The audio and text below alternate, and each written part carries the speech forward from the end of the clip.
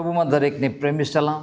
બિબ્લિકલ shepherd YouTube ચેનલમાં ફરી એકવાર તમારું સ્વાગત છે. પાછલા વિડીયોમાં જો તમે ધ્યાન આપ્યું હોય તો મેં એક સવાલ પૂછ્યો હતો અને તે સવાલ હતો, તું પોતાના વિશે શું કહે છે? અને જો તમે એ વિડીયો નથી જોયો તો પાછલો વિડીયો તમે જોઈ શકો છો, સાંભળી શકો છો અને પોતાના વિષયમાં ચિંતન મનન કરવા માટેનો અગત્યનો સમય તમે તમારા માટે ફાળવી શકો છો.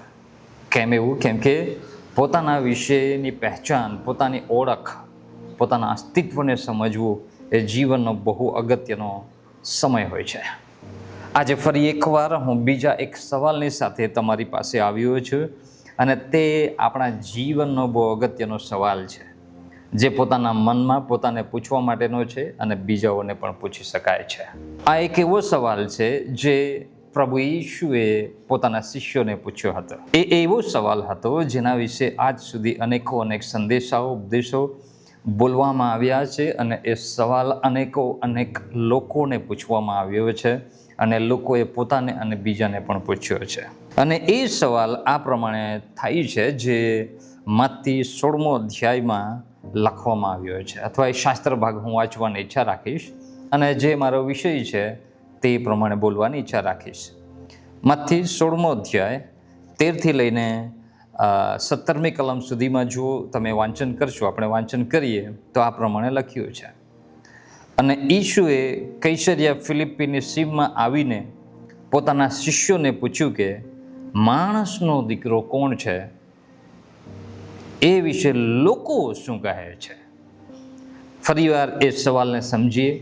માણસનો દીકરો એટલે એ પ્રભુ ઈસુ ખ્રિસ્ત વિશે બોલવામાં આવતો બીજો એક શબ્દ છે. માણસનો દીકરો એટલે પ્રભુ ઈશુની વાત ચાલે છે કે માણસનો દીકરો કોણ છે એ વિશે લોકો શું કહે છે.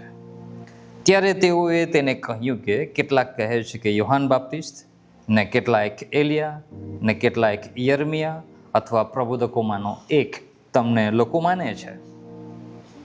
તે તેઓને કહે છે, એટલે કે પ્રભુ ઈશુ તેઓને શિષ્યોને કહે છે, પણ હું કોણ છું તે વિશે તમે શું કહો છો? ત્યારે સિમોન પીતરે ઉત્તર દીધો કે તું મસીહ, જીવતા દેવનો દીકરો છે. અને પ્રભુ ઈશુએ તેને ઉત્તર દીધો કે સિમોન યુના પુત્ર, તને ધન્ય છે, કેમ કે માંસે તથા લોહીએ નહીં, એટલે કે માણસોએ નહીં, પણ મારા આકાશમાંના બાપે તને એ વાત જણાવી છે, અથવા એ તને જણાવ્યો છે. વાલાઓ, અહીંયા જે શાસ્ત્ર ભાગ છે ત્યાં પ્રભુ ઈશુ તેમના શિષ્યોની સાથે ઉપસ્થિત છે અને લગભગ કોઈ જગ્યાએ બેસીને આ વાતચીત ચાલી રહી છે.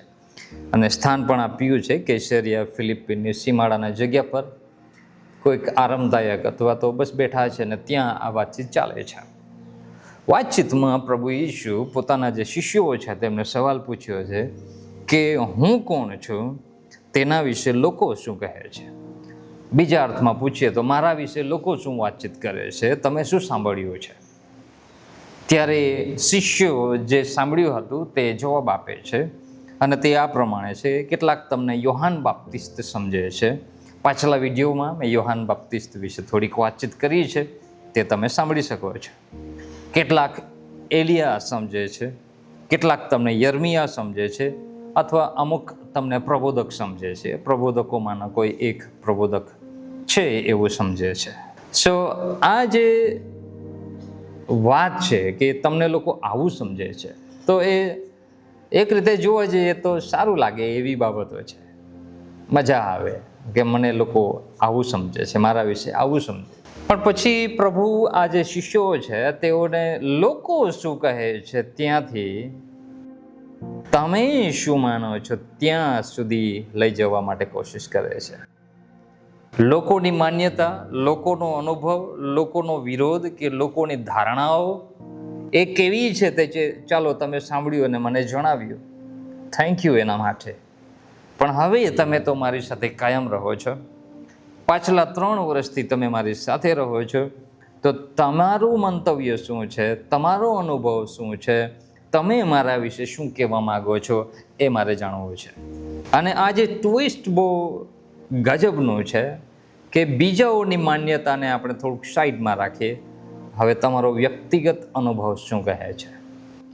તમે મારી સાથે આટલા વર્ષોથી રહો છો તો તમને મારા વિશે કોઈ ને કોઈ અનુભવ હશે, મંતવ્ય હશે, ધારણા હશે, સાચી કે ખોટી ગમે તે હોય, પણ તમે તમારો જવાબ બોલો તો સારું.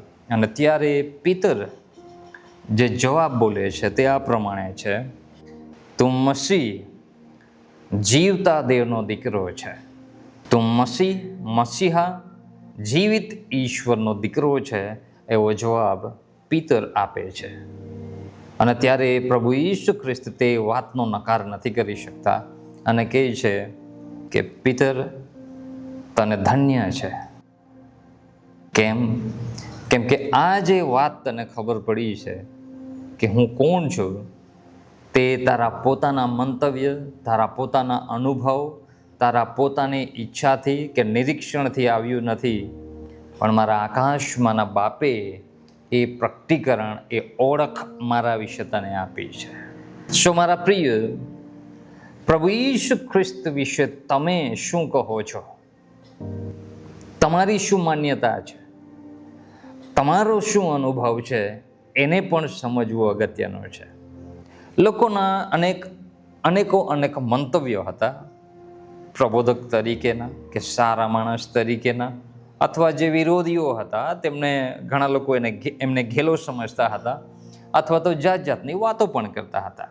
અમુક તો ઘણા વિચિત્ર લાગે એવા શબ્દો પ્રભુ ઈસુ માટે વાપરતા હતા, જેમ કે બાલજબૂલ. અને બીજા અનેક પદવીઓથી, નામોથી પ્રભુ ઈસુને પોકારવામાં આવતું હતું અથવા ઓળખવામાં આવતા હતા. પણ સવાલ હવે તેના નજીકના લોકોને માટે હતો, અને સવાલ હતો, તમે મારા વિશે શું કહો છો? અને જ્યારે જવાબ આપવામાં આવ્યો ત્યારે પિતર પાસે અભિમાન કરવા માટે કશું બચ્યું નથી, કે પછી બીજા શિષ્યોની આગળ જો સાચો જવાબ મને ખબર હતી એવું કહેવા માટે પણ તેમની પાસે તક નથી મળી. કેમ કે પ્રભુ કહે છે, આ જે વાત તે મારા વિશે કહ્યું તે સાચી છે, પણ એ વાત તને ઈશ્વર પિતાએ જણાવી છે, અને માટે સિમોન યુના પુત્ર, તને ધન્ય છે. હવે મારો સવાલ મારા માટે અને તમારા માટે, આપણા બધા માટે એ જ છે, અને ફરી એકવાર એ જ સવાલ હું પૂછું છું, તમે પ્રભુ ઈસુ વિશે શું કહો છો? પ્રભુ ઈસુના વિષયમાં તમે સાંભળ્યું હશે, અમુક લોકોએ અનુભવ કર્યો હશે, પણ તમારો અનુભવ, તમારું નિરીક્ષણ અને તમારી માન્યતા એ ક્યાંથી આવી છે, એનો સોર્સ કયો છે, એ જાણવું પણ જરૂરી છે. ઘણીવાર આપણે બીજાઓનું સાંભળેલું રટણ કરતા હોઈએ છીએ, અથવા તો બીજાનો અનુભવ જાણે આપણો અનુભવ થઈ ગયો હોય એવું લાગે છે. પણ પ્રભુ ઈસુ ખ્રિસ્ત વિશેની જે સાચી ઓળખ જે છે તે ઈશ્વર પિતા પ્રકટીકરણના રૂપમાં આપણી પાસે લાવે છે. સો આપણે કેટલા બી ભણેલા ગણેલા હોય કે ભણેલા ગણેલા ના પણ હોય, પણ યાદ રાખવાનું છે કે પ્રભુ ઈસુની જે ઓળખ છે તે આપણને ઈશ્વર પિતા તરફથી ખુલ્લી કરવામાં આવે છે અથવા તો આપવામાં આવે છે. અને એટલા માટે આપણે પ્રાર્થના કરીએ કે પ્રભુ પિતા મને મદદ કરો કે પ્રભુ ઈસુ ખ્રિસ્તને ઓળખી શકું. તેની સાથે સાથે સમજવાના સવાલો પણ છે આપણી પાસે કે શું આપણે ઈસુને ધર્મ પ્રમાણે સમજવા કોશિશ કરીએ છીએ? બીજાઓએ વિરોધ કર્યો તે જ આપણા મનમાં શું રાખી મૂક્યું છે? આપણે બીજાએ કીધેલું સાચું કે ખોટું આપણે તરત માની લેતા હોય છે.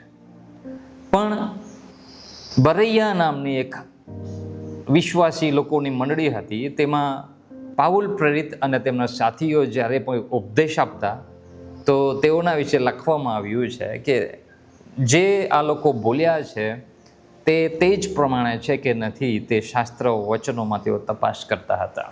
સો પ્રભુ ઈસુ ખ્રિસ્ત વિશે તમારી માન્યતા શું છે? શું તમને સાચા અર્થમાં ઈસુ ખ્રિસ્તનું પ્રકટીકરણ પ્રાપ્ત થયું છે? શું તમે સાચા અર્થમાં ખ્રિસ્ત સાથેના સંબંધમાં આવ્યા છો? શું ઈશ્વર પિતા એ તમને એ પ્રકટીકરણ આપ્યું છે કે જેનાથી તમે કહી શકો કે હું ઈશુને ઓળખું છું? સો પહેલો સવાલ પાછલા વિડીયોમાં મેં પૂછ્યું હતું કે તું પોતાના વિશે શું કહે છે? અહીંયા પ્રભુ ઈસુ 2 સવાલ પૂછે છે શિષ્યોને કે લોકો મારા વિશે શું કહે છે. તેનો જવાબ પણ હોય છે. લોકો જાત જાતની વાતો આજે બી કરતા હોય છે પ્રભુ ઈસુ વિશે, અને એના ઉદાહરણો આપવાની ઈચ્છા નથી રાખતો, કેમ કે લોકો જાત જાતનું બોલતા રહે છે અને જીવનભર બોલતા પણ રહેશે. પણ હવે તમે જેઓ નજીકના લોકો છો, પ્રભુના લોકો છે, જેઓ કહે છે કે અમે ઈશુના છીએ, ઈશુની પાછળ ચાલીએ છીએ, ઈશુના શિષ્યો છીએ, તેઓને માટે એક અગત્યનો સવાલ છે. તમારો અનુભવ શું છે? તમારું નિરીક્ષણ શું છે? તમારી માન્યતા શું છે? તમારું પ્રકટીકરણ શું છે? અને જો તમને સાચો જવાબ મળ્યો છે તો પ્રભુ ઈશુ એક પ્રોમિસ કરે છે, વાયદો આપે છે પિતરને, અને તે છે કે હું મારી મંડળી બાંધીશ અને તેની સામે હાદેસની સત્તાનું જોર નહીં ચાલશે. એટલે કે પ્રભુ ઈસુ ખ્રિસ્તની સાચી ઓળખ પ્રાપ્ત કર્યા પછી એક એવો વાયદો, એવી એક પ્રતિજ્ઞા પ્રભુ ઈસુ આ પ્રકટીકરણ પ્રાપ્ત કરનાર વ્યક્તિ પિતરને આપે છે, જે પ્રભુએ બીજાને કદાચ નહોતી આપી, એવું વચન નહોતું આપ્યું. અને માટે મારા પ્રિય, ખ્રિસ્તની સાચી ઓળખમાં આપણે આવીએ. પ્રભુ ઈસુ ખ્રિસ્તને વ્યક્તિગત રીતે જે રીતે આપણે ઓળખવું જોઈએ તે રીતે ઓળખીએ, કે જેથી આપણે આશીર્વાદિત થઈએ આ પૃથ્વી પર અને પૃથ્વી પરના જીવન પછી પણ ખ્રિસ્તની ઓળખમાં અને ખ્રિસ્તની સંગતિમાં ચાલતા રહીએ. લોકો શું કહે છે તેના કરતાં તમે શું કહો છો તે અગત્યનું છે. મે ગોડ બ્લેસ યુ.